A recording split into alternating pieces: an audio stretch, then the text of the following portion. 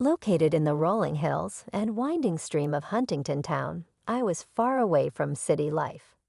The old house we lived in had wooden floors that creaked and narrow windows where you could see for acres. It was like a world of its own. My story started in the comfort of family love. Money-wise, my parents weren't rich, but I grew up in a family full of kindness and heartwarming wisdom. His hands, weathered from years of working in a small town as a carpenter, were rough, but he also had the gentlest touch. He was a father who did more than craft wood. He was an example of how dedication and humility move mountains.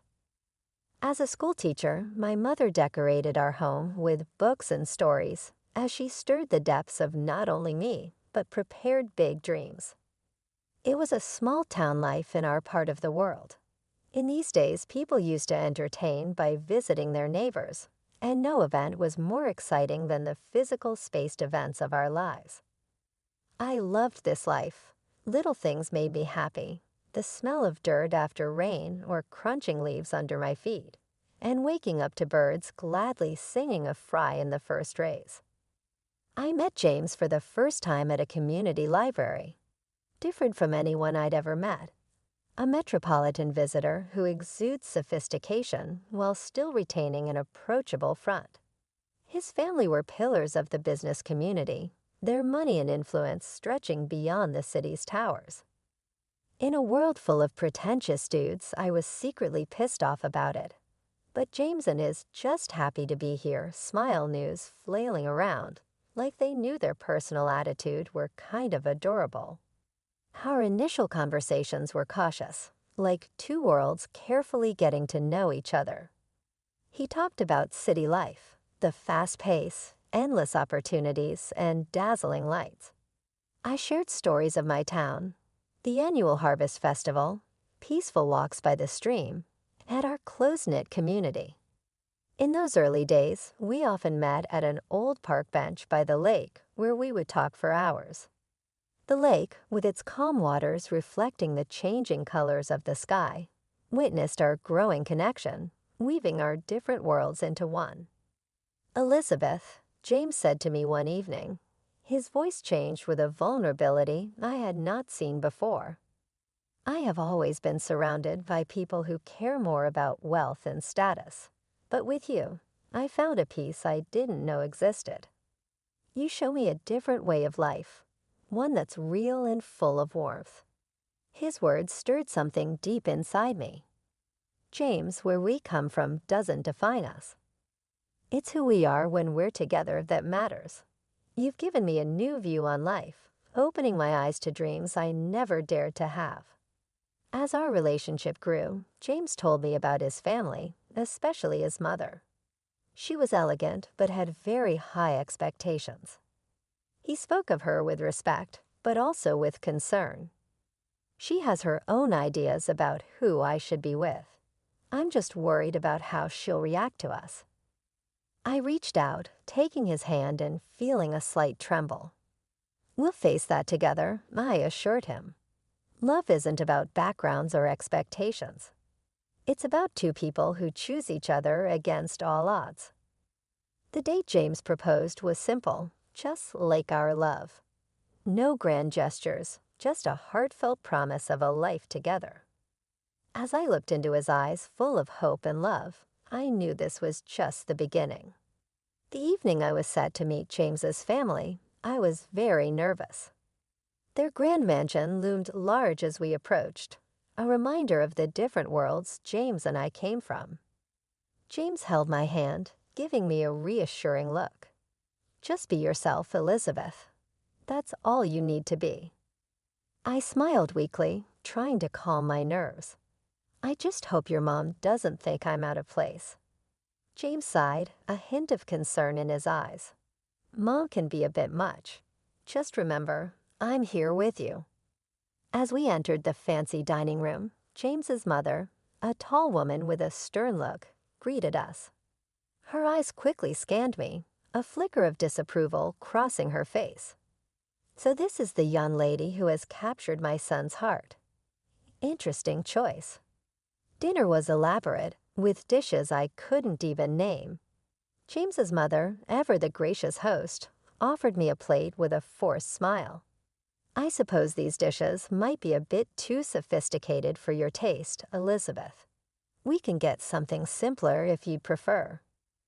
I felt embarrassed but managed a polite decline. "No, thank you. I'm always eager to try new things." As the evening went on, her comments became more pointed. She eyed my dress, a simple but neat outfit, and continued to make subtle remarks.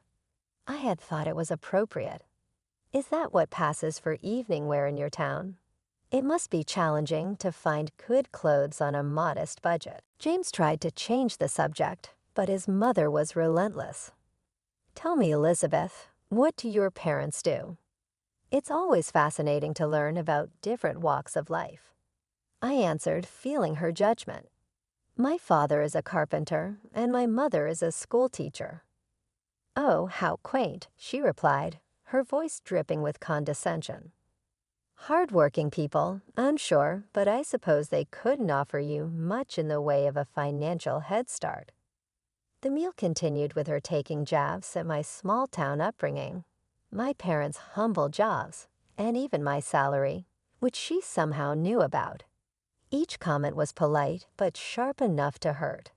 James was visibly uncomfortable, and his attempts to defend me only seemed to amuse her more. As we left, James's father, Richard, pulled me aside and offered a kind smile. "Elizabeth, you handled yourself well. Don't let her get to you. She'll come around." In the car, James apologized profusely. "I'm so sorry, Elizabeth. I didn't think she'd be this harsh." I sighed, feeling a mix of hurt and determination. "It's okay, James. I knew it wouldn't be easy, but I love you, and that's what matters." That night, as I lay in bed, the sting of his mother's words lingered. But beneath the hurt, a resolve was building. This was more than just about fitting in. It was a test of our love and my strength, and I was ready to face it head-on. As the wedding day approached, the air was thick with excitement and growing tension. Shirley, who had taken it upon herself to oversee the preparations, seemed to find pleasure in belittling my ideas and choices at every turn. One afternoon, while discussing the wedding plans with James and his mother, the topic of the wedding dress came up. I had chosen a simple yet elegant gown that I felt reflected my personality. James's mother, however, had other ideas. "That dress, Elizabeth, it's so plain. Don't you want to make a statement on your big day? After all, you're marrying into the family," she said, her voice laced with a patronizing tone. James squeezed my hand under the table, giving me a supportive look. "Mom, Elizabeth looks beautiful in that dress. It's her choice, and it's perfect." But his mother was relentless. "Oh, James, let's be realistic. This is a high-profile event. People expect a certain standard. Elizabeth, dear, you should consider something more fitting of our family status." I tried to keep my voice steady, though her words stung. "I appreciate your concern, but I really love my dress. It's special to me." She waved her hand dismissively. "Well, it's your day, I suppose. But remember, it's not just about you. It's about how you represent us, too." As the days went by, her comments became more frequent and hurtful. Marian criticized the flower arrangements, the menu choices, and even the invitations. Each remark was a subtle dig at my background and my inability to meet her high standards. James and I often talked about this late into the night. "I can't believe she's being so difficult," James would say, frustration clear in his voice. "I wish she could just see how amazing you are and how happy you make me." I would lie there in his arms, feeling a mix of love and sorrow. I knew it wouldn't be easy marrying into your family, but I didn't expect it to be this hard. The wedding day dawned bright and clear, a stark contrast to the turmoil inside me. My parents and I had worked hard to make everything perfect despite Marion's constant criticisms. As I dressed in my simple but elegant gown, I hoped the day would pass without incident. The ceremony was beautiful, filled with love and heartfelt vows. James's eyes shone with affection and promise as we said our vows. However, looming over the joyous occasion was the apprehension of the reception to follow, especially the speeches. As expected, Marion took the microphone, commanding the room's attention. The air was thick with expectation as she began to speak. "Ladies and gentlemen," she started, her voice loud and clear. "Today we have gathered to witness the union of my son James with Elizabeth, a person from a different circle." Whispers spread through the guests, and I felt a cold shiver run down my spine. She continued, her words sharp and unyielding. "While some may commend James for his charitable heart in lifting a beggar from the streets, we must be cautious. It's essential to keep our family's reputation and standards high, not let them be diluted by those who are clearly freeloaders, seeking to elevate their status by clinging to a family of higher standing." The room fell into a stunned silence. My parents looked at me, their faces a mix of shock and hurt. James's face was a mask of disbelief and anger. The guests, a mix of our friends and James's high society acquaintances, looked on uncomfortably, unsure of how to react. My heart sank and a deep shame washed over me. Her words were not just insults. They were meant to belittle and humiliate me in front of everyone we cared about. As she finished her speech with a forced toast to our future, the applause was hesitant and quiet. The room was wrapped in an awkward silence, the joy of the occasion spoiled by her venomous words. James stood up, his voice trembling slightly. "I'm sorry, Elizabeth. This isn't what I wanted." His eyes were filled with love and sorrow. I looked around at the shocked faces of our guests, feeling incredibly humiliated. Her words cast a heavy shadow over what was supposed to be the happiest day of our lives. The tension lingered after James's mother's harsh speech. Then his grandmother, Mrs. Joyce, a respected and authoritative figure in the family, requested the microphone. Her composed demeanor and serious expression immediately drew everyone's attention. "Good evening," she began, her voice clear and firm. "I have something important to say. Elizabeth, you have faced unfair criticism today. Criticism that no one deserves, especially not on their wedding day." I looked up in surprise, and James beside me seemed equally astonished. Mrs. Joyce then turned to Shirley. "It seems we have forgotten our own past and where we come from. Let me remind everyone here, especially you, that before you were the lady of this house, you were a maid working under this very roof. It was here that you met your husband." A hush fell over the room. James's mother's face turned pale, her eyes widening in shock and embarrassment. Mrs. Joyce continued, her tone firm. "So for a former maid to stand here and scorn someone for their humble beginnings is not only ironic, but deeply hypocritical." I could hardly believe what I was hearing. The room was silent, every guest hanging on to Mrs. Joyce's every word. You, who rose from poverty, should be the last person to judge or belittle another based on their background. We should be proud of Elizabeth's integrity and strength, not taunt her for it. The guests shifted uncomfortably, and whispers began to circulate. Shirley sat motionless, the impact of Mrs. Joyce's words clear on her face. "In this family, we value character over wealth, kindness over status. Elizabeth exemplifies these values, and I am proud to welcome her into our family," Mrs. Joyce concluded, her gaze softening as she looked at me. The room erupted into applause, a stark contrast to the earlier muted response. Shirley sat there completely humbled, her earlier arrogance replaced by a visible sense of shame. I didn't feel sorry for her, James whispered to me. I never expected Grandma to stand up for us like this. I squeezed his hand, feeling a mix of relief and gratitude. She's amazing.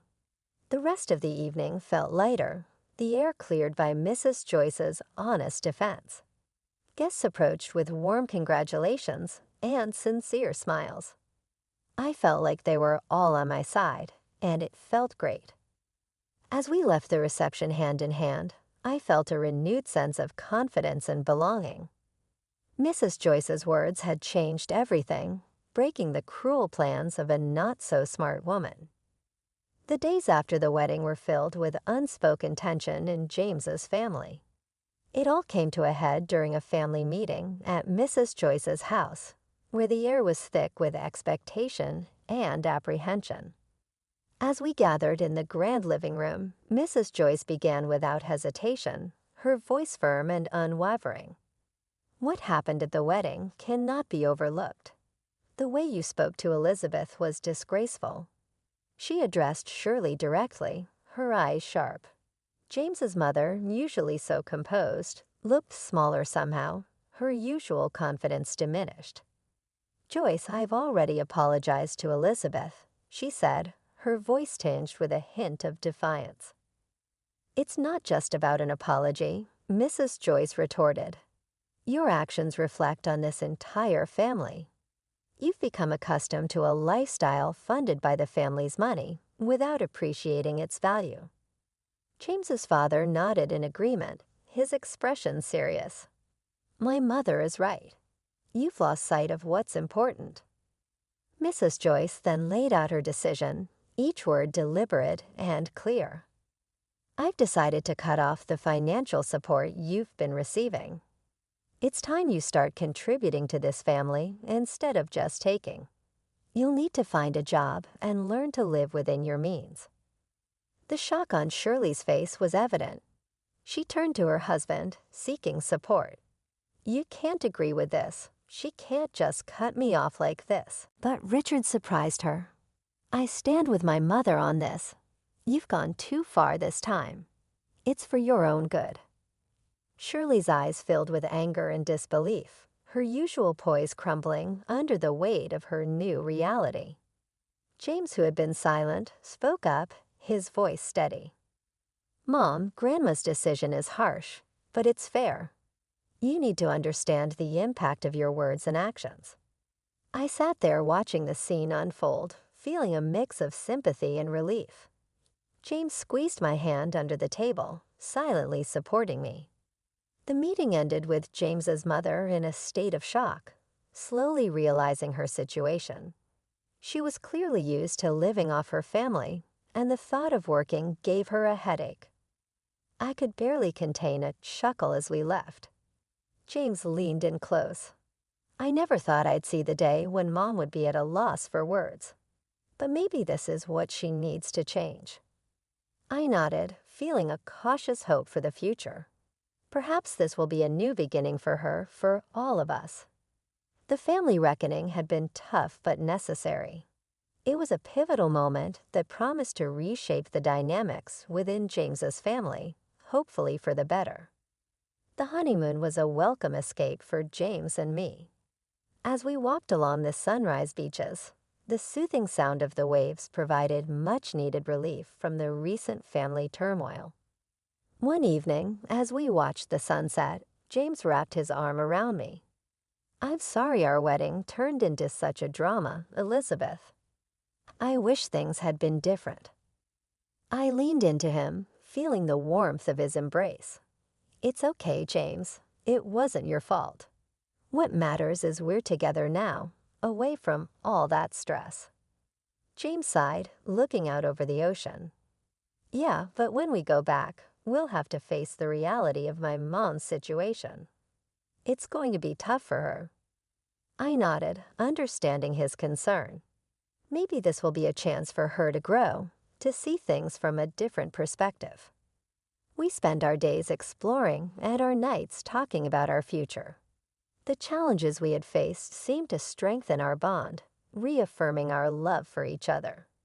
On our last night, as we packed our bags, James looked thoughtful. "You know, Elizabeth, everything that happened made me realize how important you are to me. I can't imagine going through life with anyone else." I smiled, touched by his words. "I feel the same, James. We've been through a lot, but it's only made our relationship stronger. We can handle whatever comes our way as long as we're together." As we headed back home, I felt ready to face whatever the future held, knowing we had each other. I felt a sense of peace. The honeymoon had not only been a break from the chaos, but also a time for us to strengthen our bond and prepare for the new chapter in our lives. We were returning to a changed reality, but we were doing it together, stronger and more united than ever. The future was uncertain, but I was ready to face it with James by my side.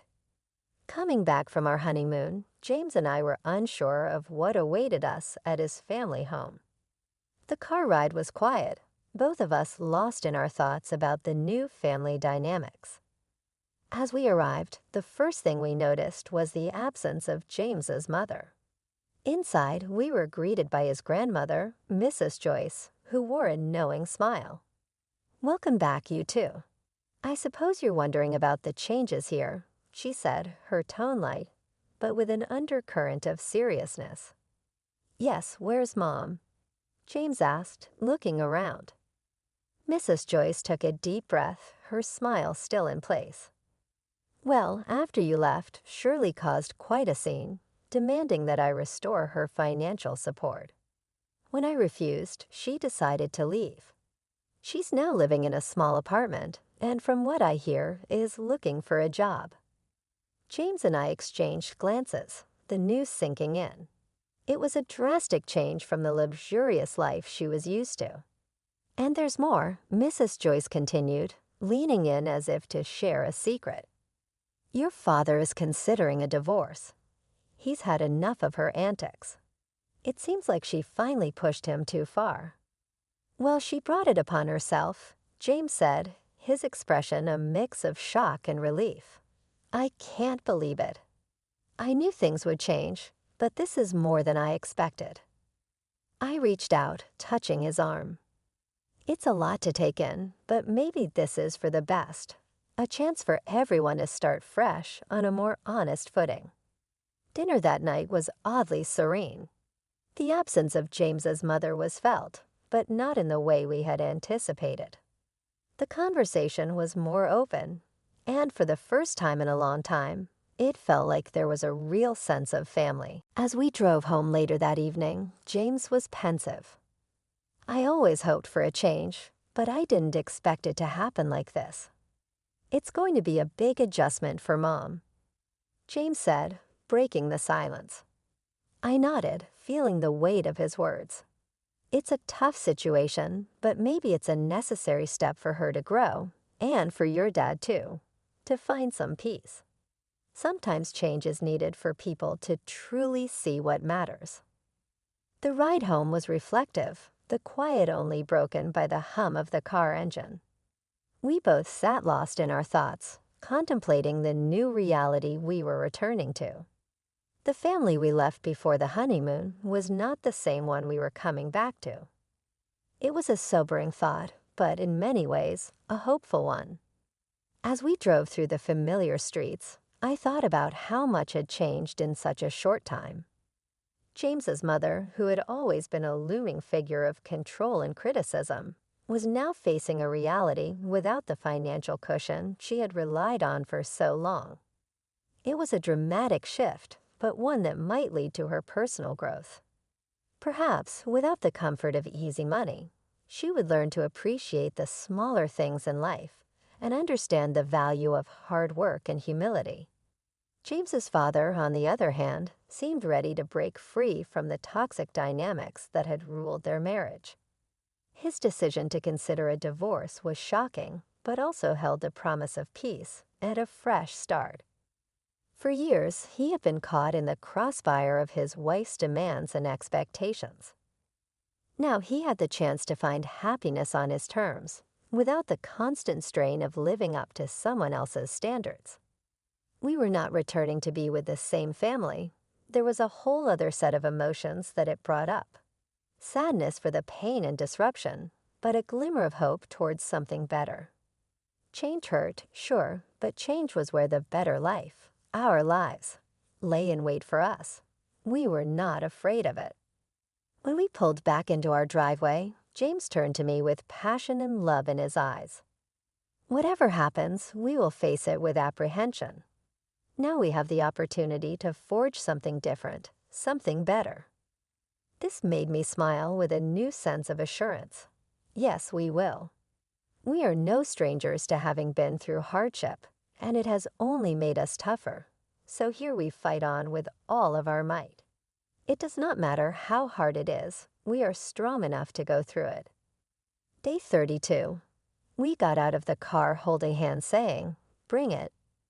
I had no clue what was waiting for me except that whatever it is, I better be prepared because with James there by my side to guide and protect me, we are going to make one hell of a team. We would face this new chapter side by side, taking everything it had to throw at us and only coming out stronger on the other end.